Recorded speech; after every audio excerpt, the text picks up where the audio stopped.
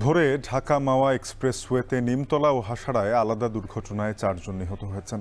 এই মুহূর্তে হাসাড়া থানায় আছেন সহকর্মী রকিবুল রাহাত, যুক্ত হব তার সাথে। রাহাত, দুটি দুর্ঘটনা কিভাবে হলো, কুয়াশার কারণে কিনা, পুলিশ বা প্রত্যক্ষদর্শীরা কি জানাচ্ছে?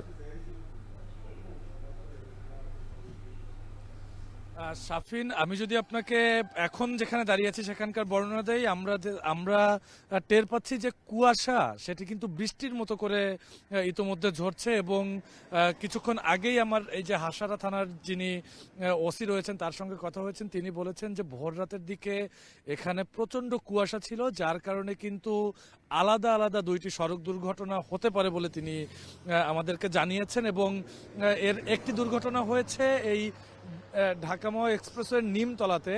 সেখানে এই মুহূর্তে যে মিনি বাসটি দেখা যাচ্ছে, এই মিনি বাসটি সেটি একটি দাঁড়িয়ে থাকা কাভার্ড ভ্যানকে পেছন থেকে ধাক্কা দেয় এবং এই বাসটিতে 10 থেকে 12 জনের মতো যাত্রী ছিল বলে কিন্তু আমাদেরকে জানিয়েছে পুলিশ। এবং সেখানের এই বাসটির অর্থাৎ এই মিনি বাসের হেল্পার এবং একজন যাত্রী, এই দুইজন মারা যান। এবং আরেকটি দুর্ঘটনা ঘটেছে, সেটি এই হাসারায়, সেটি মাওয়া থেকে ঢাকামুখী একটি গাড়ি, সেটিকে কিন্তু পেছন দিক থেকে একটি বাস সজোরে ধাক্কা দেয়, কুয়াশায় দেখতে না পেয়ে সেখানে আরো দুইজন নিহত হবার খবর পেয়েছি আমরা। এবং এই এখন যে গাড়িটি দেখা যাচ্ছে, এই গাড়িটির কিন্তু এত জোরে সেটি কাভার্ড ভ্যানকে ধাক্কা দেয় যে সেটির ছাদ যেটি রয়েছে সেই ছাদ দূরে ছিটকে গিয়ে পড়ে এবং সেই ছাদের একটি অংশ কিন্তু আমরা দেখছি যে এই ঠিক থানার সামনে নিয়ে আসা হয়েছে। এবং শ্রীনগর যে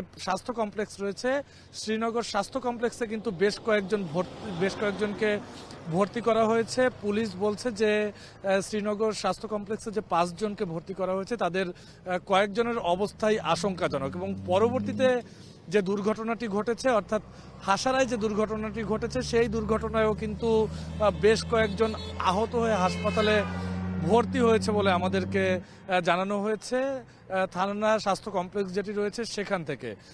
এবং এখানে যারা প্রত্যক্ষদর্শী রয়েছেন তারা বলছেন যে মোটামুটি সন্ধ্যার পর থেকেই কিন্তু এই ঢাকা মাওয়া এক্সপ্রেসওয়েতে প্রচণ্ড পরিমাণে কুয়াশা পড়ে এবং একই সঙ্গে যেহেতু কয়েকদিন ধরে সূর্যের দেখা নেই, সেক্ষেত্রে কিন্তু আমরা এখনও দেখছি যে এই এক্সপ্রেসওয়েতে কিন্তু কুয়াশার বেশ দাপট রয়েছে। সেক্ষেত্রে যারা চালক রয়েছেন সেই চালকরা যেন সড়কের চলাচলের যে নিয়ম নীতি রয়েছে সেটি আরও ভালোভাবে মেনে চলে এবং তারা যেন মানে যতটুকু সম্ভব যেন ধীর গতিতে এবং সাবধানতার সহিত যেন গাড়িতে চলাচল করে, সেই আহ্বান বা সেই অনুরোধ কিন্তু করছে এই সংশ্লিষ্ট যারা রয়েছেন তারা। এই ছিল ঢাকা মাওয়া এক্সপ্রেসওয়ে থেকে আমার কাছে সবশেষ। শাফিন, ভোরে ঢাকা মাওয়া এক্সপ্রেসওয়েতে দুটি পৃথক দুর্ঘটনা ঘটে, যেখানে 4 জনের প্রাণহানি হয়। এ নিয়ে জানাচ্ছিলেন সহকর্মী রকিবুল রাহাত।